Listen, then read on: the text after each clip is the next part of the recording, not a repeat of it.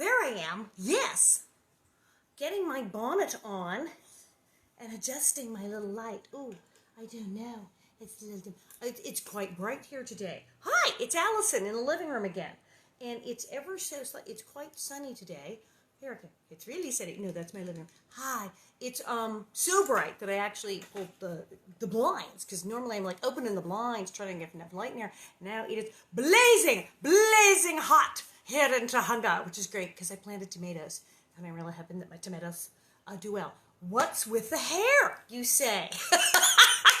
Now, of course, I have been coloring it and all that. So, but check it, because it's all poofy. Why is it all poofy? Now, because it's rather than chopping it or doing something brutal, I curled it. I gave it a little. It's not a perm, but I've been curling it and doing things to it, which is awesome. But I completely look exactly like my mom.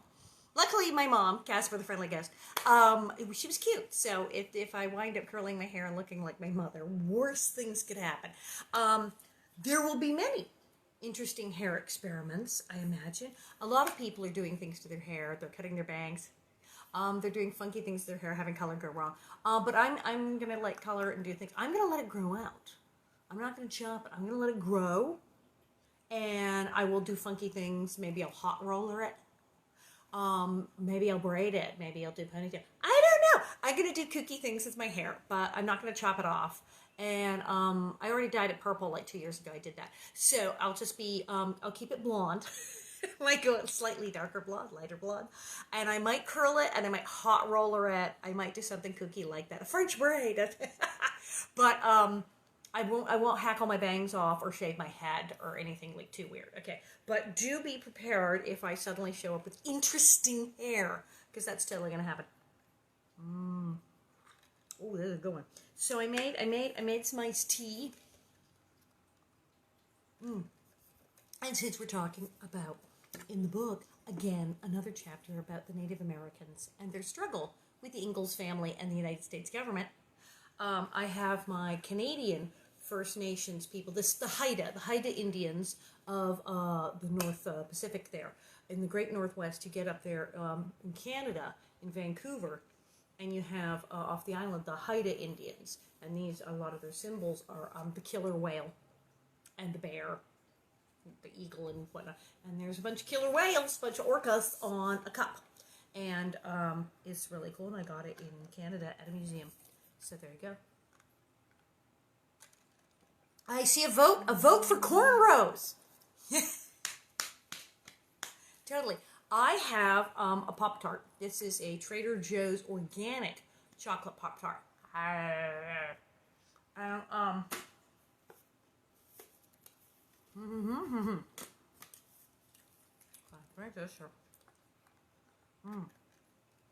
It's a little crumbly, I don't know. Okay, well, you're also Toronto. Hi, Toronto, Canadian. Yes, Canada, American, Canadian. So things have gotten weird with the Indian camps across the way, and indeed, they did have a war party. Bob kept saying, "No, it's the buffalo hunt." And Mr. Edwards and Mr. Scott were like, "They're going to kill us. We should build a stockade." And he said, "No, it's getting ready to go hunting. It's fine. It's fine." And then they started doing the war cries, and Bob went, "Yeah, that's a war party." And then the Osage, Soldat Duchesne, showed up, chief of the Osage, and said, "No, I don't want to kill all the settlers, and you're going to have to take on the whole Osage nation and me." And they said, "Oh, okay, well, let's not kill them." So things went well for the Ingalls that night, but things have gotten bad. The government is talking about moving the settlers. They're talking about moving the Indians. The Indians are talking about forming a war party. The Osage are now fighting with the other Indians. Everything has just gone haywire. There is no peace on the prairie. So chapter 14, oh dearie me, is, because we just did Indian war cry, Indians ride away. There was another long night of sleep. They've been awake for the last week and a half with the Indians screaming war cry. It was so good to lie down and sleep soundly. Everything was safe and quiet. Only the owls called, "Hoo, hoo," in the woods along the creek, while the great moon sailed slowly over the curve of the sky above the endless prairie. In the morning, the sun shone warmly. Down by the creek, the frogs were croaking. And it says here that the frogs went, garump, garump. That is Garrrump. That's what it says. Garump, garump. They cried by the edge of the pools. Knee deep, knee deep. Better go round. What? That's what it says. So there's the big frogs that go garump, garump. And then if you get out by the edge of the pools, the frogs, a different kind of frog, say knee deep, knee deep. That's knee deep. That's what it says. And then better go round. But, you're right, because they make that noise where it's knee deep, better go round, better go round. So knee deep, better go round, garump. I'm still getting over the dicky bird. Dicky! Do we have dicky birds again? Ever since Ma had told them what the frogs were saying, Mary and Laura could hear the words plainly. Ma was the frog whisperer and could understand frogs. That's a new skill I did not know that Ma Ingalls had. The door was open to let in the warm spring air. After breakfast, Pa went out whistling merrily.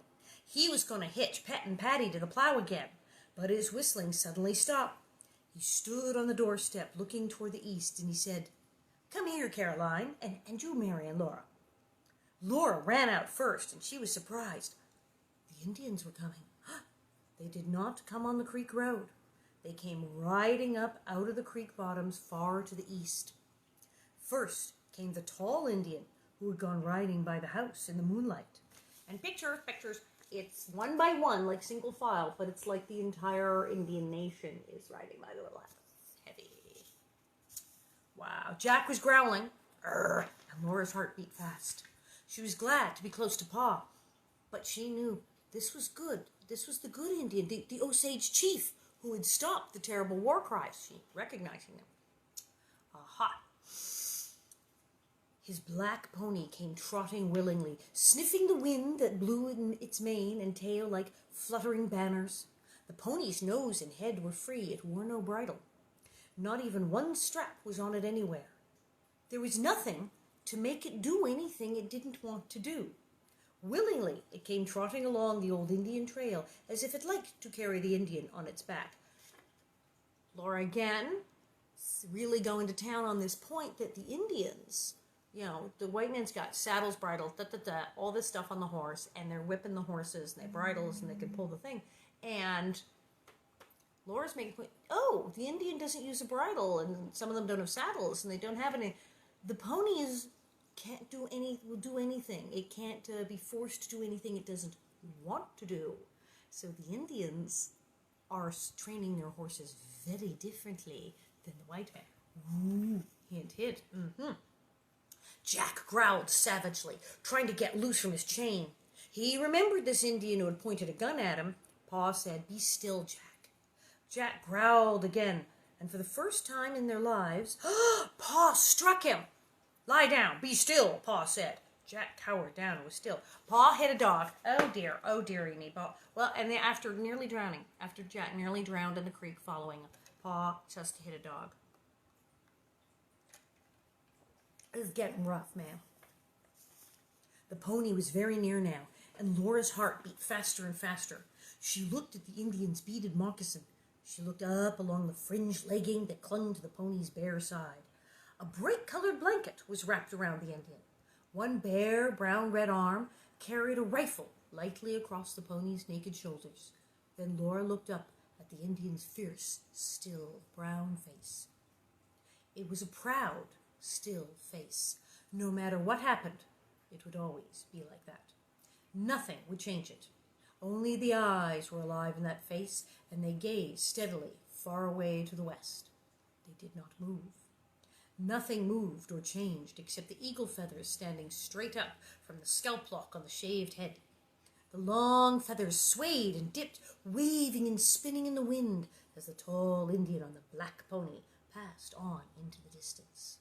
She notices this tradition, especially with the chieftain of a tribe, that their whole thing is to be totally cool, totally zen, like, no, we do not react. That's their thing. Hugs from Canada. Hi, I am a Canado-American. Hi. Wow.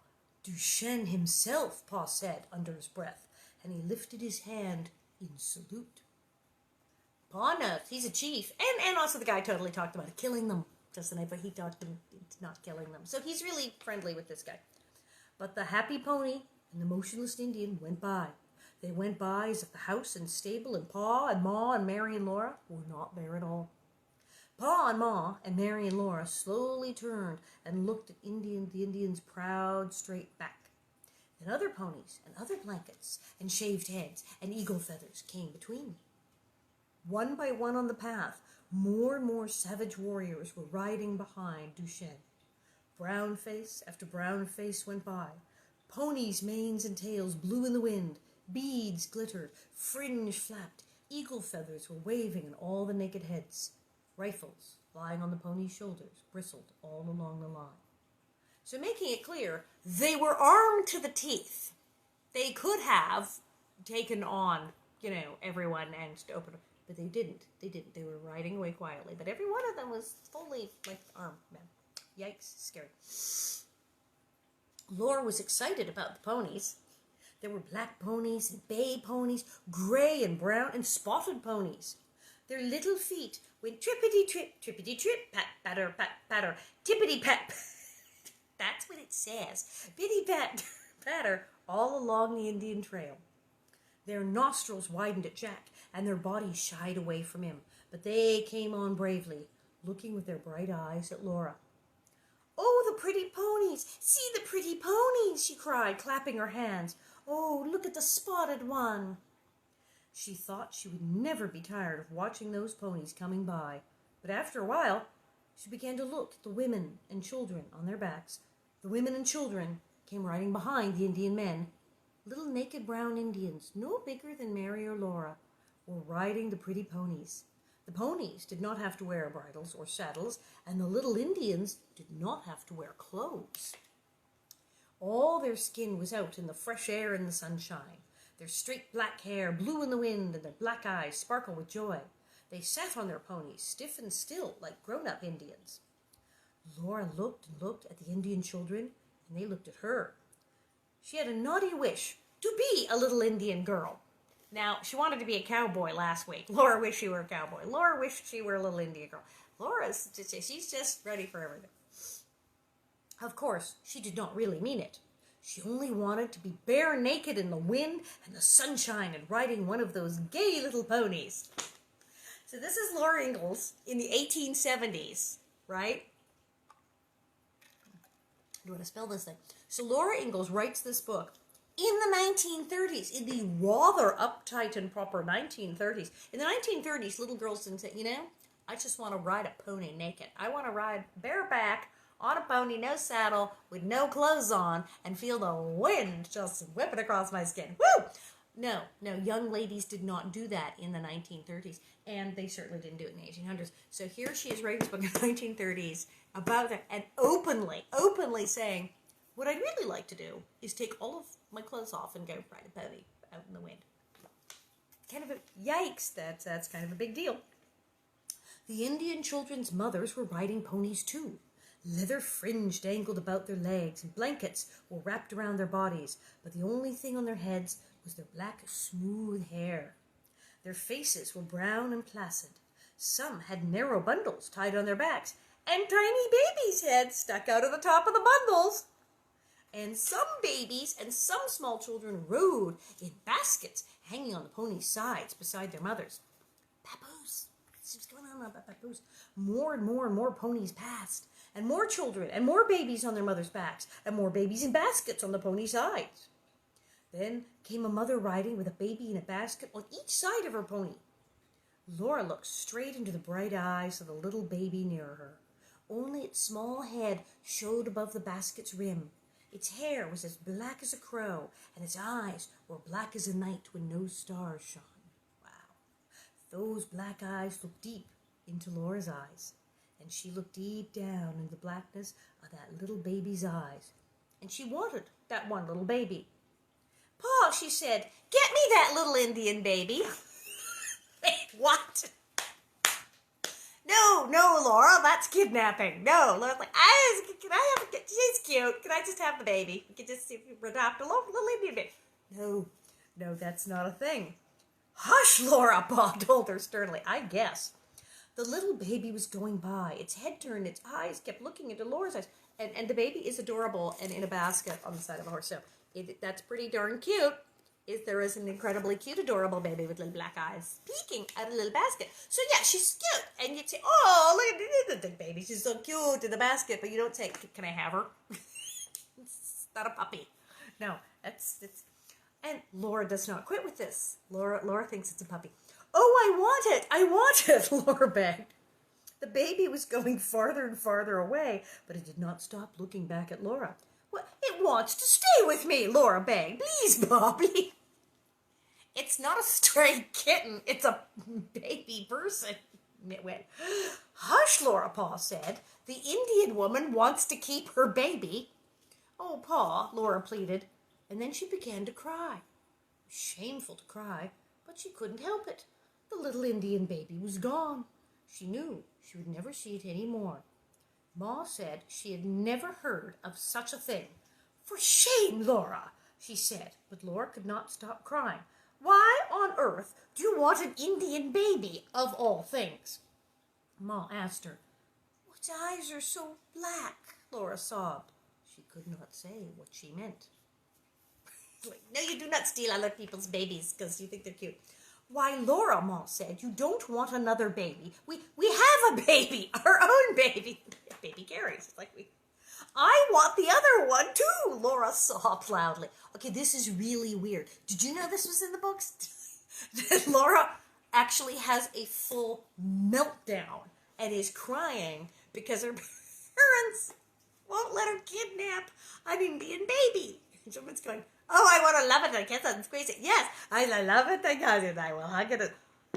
This is a total stranger's child. The mother is right there. And yes, the baby is adorable. But who's only like 6 or 7 is going, can I have this complete stranger's child to adopt? I want to keep this baby that I just saw. Hey, we have baby Carrie, but I want this other person's baby. And quite rightfully, her parents are going, wow, what are you talking about? You've lost your mind. Then trade babies. Here, baby Carrie. The Indians can have baby Carrie. This is really weird because Laura's not just, before it was just sort of a curious child who didn't know anything about Indians and who they were or anything, saying, oh, I want a papoose. But she now knows them. She's met the Indians. Pa's explained everything about the Osage and the war parties and the buffalo parties. She's been to their camp. They've been in her house. She told them, and she's going, I want the baby. And she's literally freaking out and crying. What is this? This is weird. This is very strange. We have a baby. I want the other one too, Laura sobbed. Well, I declare, Ma exclaimed. Indeed. Look at the Indians, Laura, said Pa. Look west and then look east and see what you see. Laura could hardly see at first. Her eyes were full of tears and sobs kept jerking out of her throat. But she obeyed Pa best she could, and in a moment she was still. As far as she could see to the west, as far as she could see to the east, there were Indians. There was no end to that long, long line. That's an awful lot of Indians, said Pa. More and more and more Indians came riding by. Baby Carrie grew tired of looking at Indians, and she played by herself on the floor. But Laura sat on the doorstep. Pa stood close by her, and Ma and Mary stood in the doorway. They looked and looked and looked at the Indians riding by. It was dinner time, and no one thought of dinner. Indian ponies were still going by, carrying bundles of skins and tent poles and dangling baskets and cooking pots. There were a few more women and a few more naked Indian children. Then the very last pony went by. But Pa and Ma and Laura and Mary still stayed in the doorway, looking till that long line of Indians slowly pulled itself over the western edge of the world, and nothing was left but silence and emptiness. All the world seemed very quiet and lonely. Ma said she didn't feel like doing anything. She was so let down. Pa told her not to do anything but rest. You must eat something, Charles, Ma said. No, said Pa, I don't feel hungry. He went soberly to hitch up Pet and Patty, and he began again to break the tough sod with the plow. Laura could not eat anything either. She sat a long time on the doorstep, looking into the empty west where the Indians had gone. She seemed still to see waving feathers and black eyes, and to hear the sound of ponies' feet. So even the Indians are leaving, and they'd been saying, I hope the government moves these people, and they were saying they wanted to keep the land and they wanted them to move. When they saw it, Trail of Tears, when they saw all these people, and that it was families, and moms and dads, and moms and babies, children just like them, and little babies just like their baby Carrie, evacuating, just going silently, all of them, with everything they owned, just splitting. It hit them, and Ma and Pa and all their good Indians, dead Indian nonsense. They couldn't even eat. They just kind of went, I don't feel so good now, because they just watched an entire people have to march off into the distance. Heavy. And then Laura flipped out and wanted to kidnap a baby. Okay.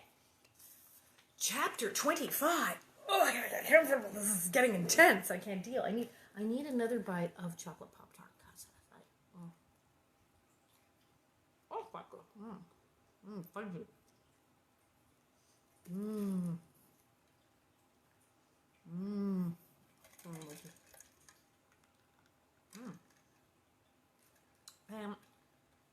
Oh, Cindy's popping up. Yeah, put up my link there. Got a show in May 9th. Bonnets. They're on their way. There is a shipment of bonnets coming. I don't know. Friday? Saturday? But they're on their way. There's a box of bonnets coming. So soon it'll be up on the thing and we'll announce our bonnets. So there you go. Soldiers. After the Indians had gone, a great peace settled on the prairie, I guess. And one morning, the whole land was green. When did that grass grow? Ma asked in amazement. I thought the whole country was black, and now there's nothing but green grass as far as the eye can see. Well, that's what happens after a fire. The whole sky was filled with lines of wild ducks and wild geese flying north. Honk, honk again. Crows cawed above the trees along the creek. Caw-caw! The winds whispered in the new grass, bringing scents of earth and of growing things. In the morning, the meadowlarks rose, singing into the sky. All day, the curlews, and killdeers and sandpipers chirped and sang in the creek bottoms. Often in the early evening, the mockingbirds were singing. Do you know, I think curlews are extinct. I saw a movie about the curlews. And curlews, which indeed were a very plentiful bird that apparently in the early 20th century, they killed all the curlews. Curlews! I don't know, they sound like a nice bird. One night, Pa and Mary and Laura sat still on the doorstep, watching little rabbits playing in the grass in the starlight. 3 rabbit mothers hopped about with lopping ears and watched their little rabbits playing too. In the daytime, everyone was busy. Pa hurried with his plowing, and Mary and Laura helped Ma plant the early garden seeds. With the hoe, Ma dug small holes in the matted grass roots that the plow had turned up, and Laura and Mary carefully dropped the seeds. Then Ma covered them snugly with earth. They planted onions and carrots and peas and beans and turnips, and they were all so happy because spring had come and pretty soon they would have vegetables to eat. They were getting very tired of just bread and meat. Oh my God! What kind of horrible nutritional deficiencies did these people have? That's right, they had prairie hens, and they had rabbits, and they had venison, and they had cornbread. They didn't eat any vegetables. On Christmas, they had sweet potatoes. They had turkey and sweet potatoes. I'm not hearing a green bean, not a pea, not a Brussels sprout. They didn't, not a salad. They weren't eating any vegetables. These people would have come down with scurvy. This is kind of terrifying. They've been eating bread and meat for months. So, yes, they're planting vegetables. One evening, Pa came from the field before sunset, and he helped Ma set out the cabbage plant and the sweet potato plants. Ma had sowed the cabbage seed in a flat box and kept it in the house. She watered it carefully and carried it every day from the morning sunshine to the afternoon sunshine that came through the windows. And she'd saved one of the Christmas sweet potatoes and planted it in another box. You can do that. You can, your potatoes, she saved your sweet potatoes, and you can do that. A lot of people are gardening now. I got tomatoes, and I'm doing some lettuce thing, and some kale and basil and whatnot.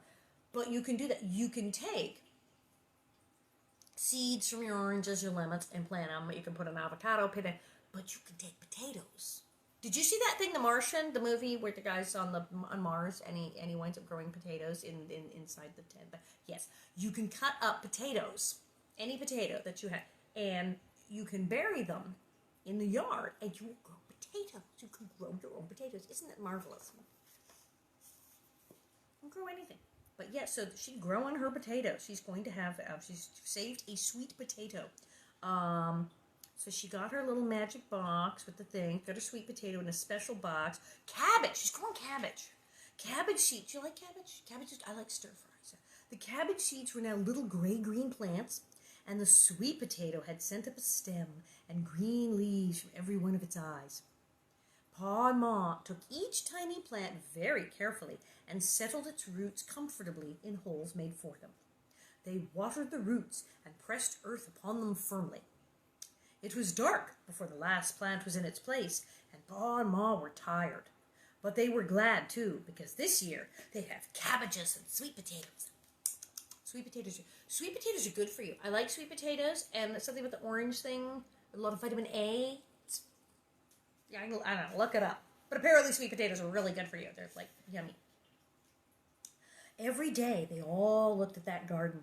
It was rough and grassy because it was made in the prairie sod, but all the tiny plants were growing. Little crumpled leaves of peas came up, and tiny spears of onions, oh boy. The beans themselves popped out of the ground, but it was a little yellow bean stem, coiled like a spring, that pushed them up. Then the bean was cracked open and dropped by 2 baby bean leaves, and the leaves unfolded flat to the sunshine. Have you ever grown beans? Those are really easy.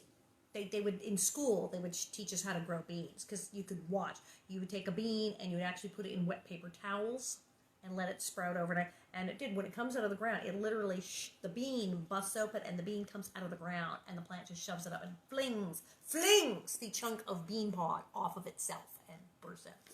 Fascinating. But yet you can make like a little thing, like a plastic cup with a wet paper towel, and watch your beans growing. See, school projects, it's all so educational. Pretty soon, they would all begin to live like kings.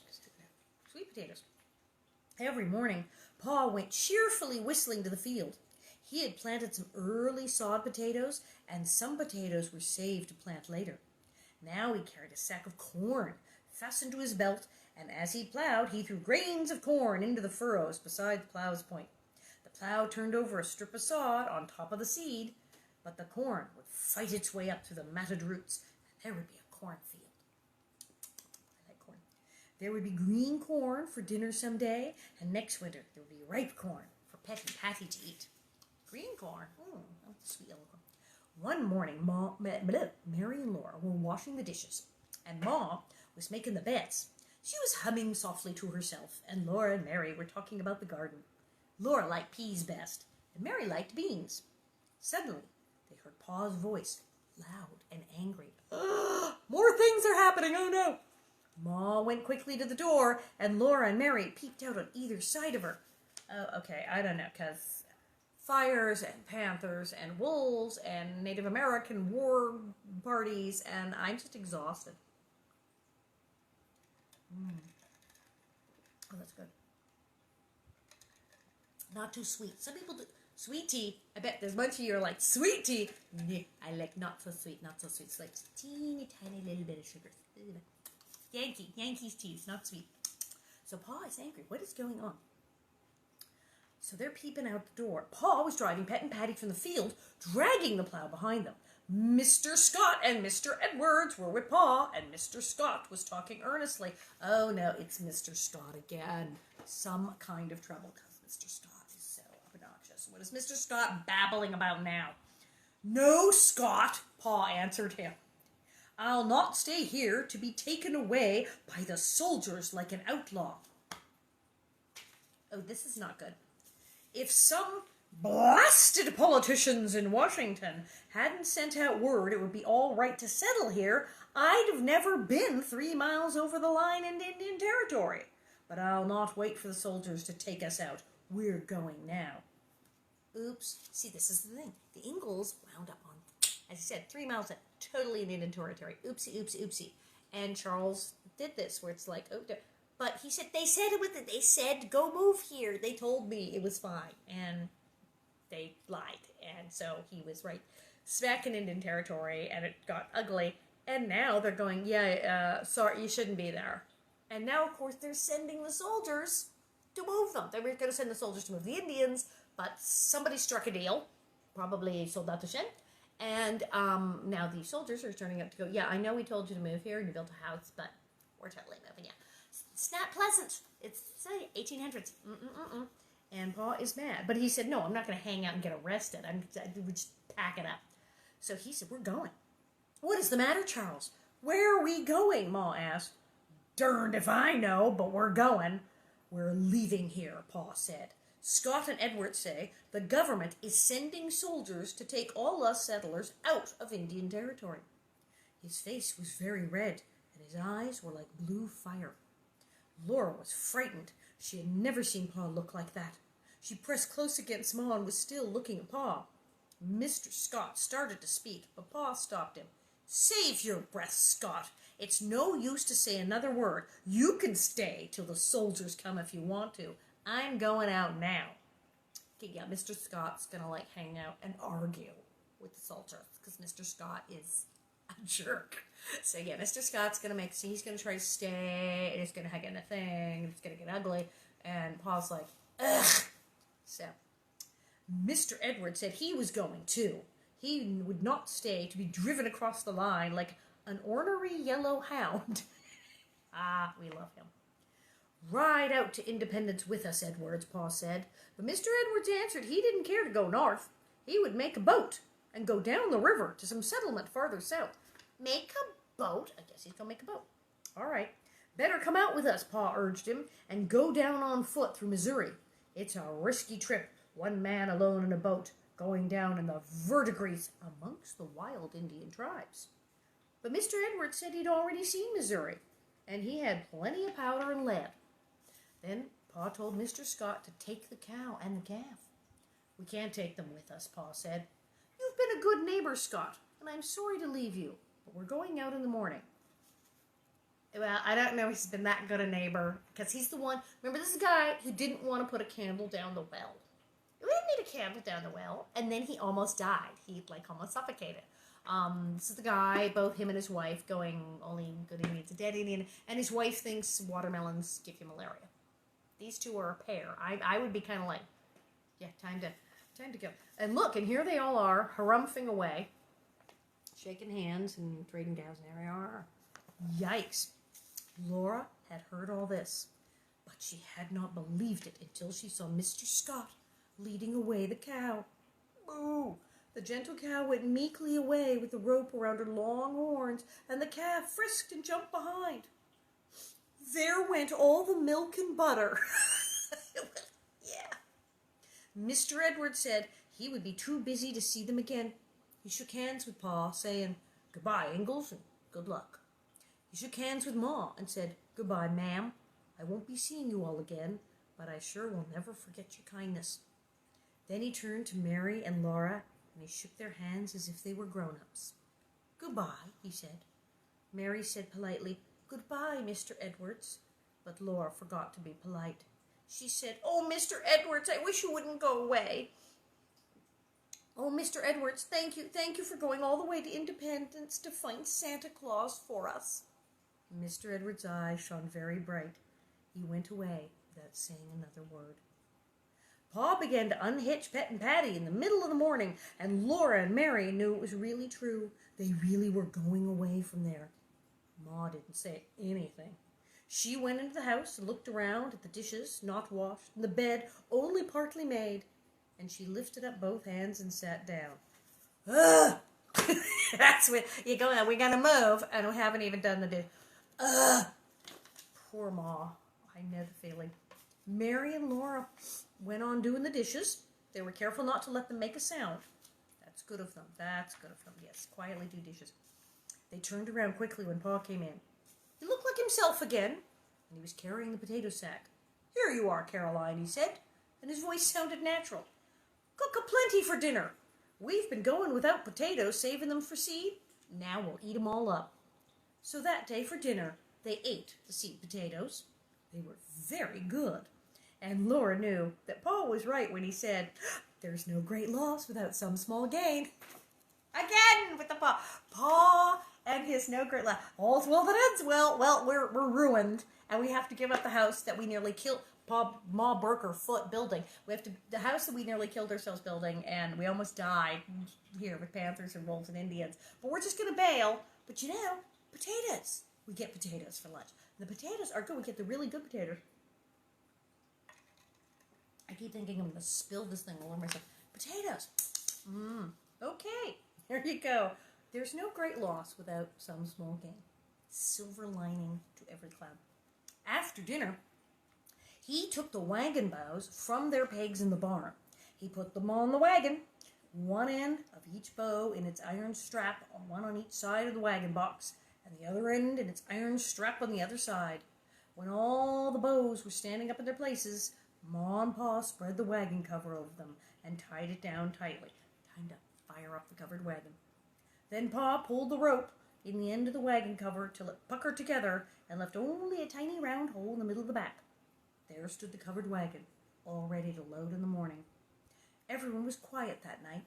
Even Jack felt that something was wrong, and he lay down close to Laura when she went to bed.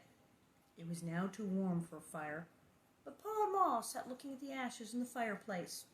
Ma sighed gently and said, "A whole year gone, Charles." But Pa answered cheerfully, "Oh, what's a year amount to? We have all the time that there is."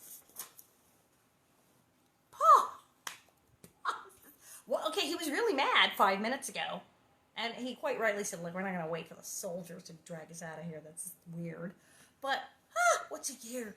After all that, we have all the time that there is. And that's kind of amazing. There's like one more chapter in this book. I'm not going to read it tomorrow. This is amazing because Laura did do a whole thing about, it was in Big Woods when Pa was playing the fiddle. There is only now. And Laura said that. She said it can never be a long time ago. It is always now. There can only be now. And Pa says, we have all the time that there is. So, I don't know, this family is kind of very zen. I got a thing going on. And maybe they're right. Maybe you're right. That it's all the time that there is. It's fine. It's fine. Now, I don't know. Because if I finish this... Oh, no, it's long. We'll do the grand finale. We will do the grand finale of Little House on the Prairie. Tomorrow will be the grand finale of Little House where they leave. And then I'm so excited. We will start on the banks of Plum Creek, which, yes, they go to, where do they go? Walnut Grove.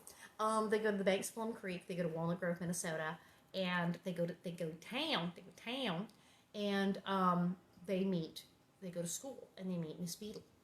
And they also go to school and they meet a certain blonde girl. A little blonde girl shows up. And as it says in the books, Nellie Oleson is very pretty. And, yes. So there will be some Nellie parts, and I will read them. Also, Charlotte Stewart, Miss Beadle, will be here when we start that because she is Miss Beadle. And so we'll have her read, because when they go to school, we could actually have the teacher, Charlotte, actually doing the teacher part. And I will have to read some of the Nellie part, and it'll be like cray. I have been asked, am I going to put on a wig when I read the Nellie Oleson scenes? Yes, I am. Yes, I will put on the wig. Because what else have I got to do? I said, this is awesome. So you guys are great. Again, this is so much fun hanging out here in the living room and trying on new clothes and new bonnets and crazy new hairstyles. This is fun. I think hot rod. See my hair? Look at this. I totally curled it. It's still not really holding a curl. It's kind of got more body. It's a little more poofy. I like that because it was kind of laying there. I think I'm going to order some hot rollers on Amazon. See what happens. But yes, I will be here, and tomorrow we read some more. And May 9th, Spin Cycle NYC. Yes, I'm doing this cookie show. I put a thing up on the Facebook where it says Ask Alison Anything, so you can start putting in your questions, because I will answer questions in my show. So that will be fun. So there you are. So we're all here. We're all hanging out, holding up, and washing our hands. Did you wash your hands today? How many times did you wash your hands today? So wash your hands, get some rest. I did my nails again. They're getting shorter because, you know, the acrylic part, yes, I had fake nails. The acrylic part is totally starting to fall apart. So they're going to be a little shorter, but look, they're purple now. I will do things to my nails. I will do things to my hair. I will wear makeup. It'll be lovely. Bonnets are coming. So try to have fun. Take care of yourselves. Wash your hands and see you tomorrow.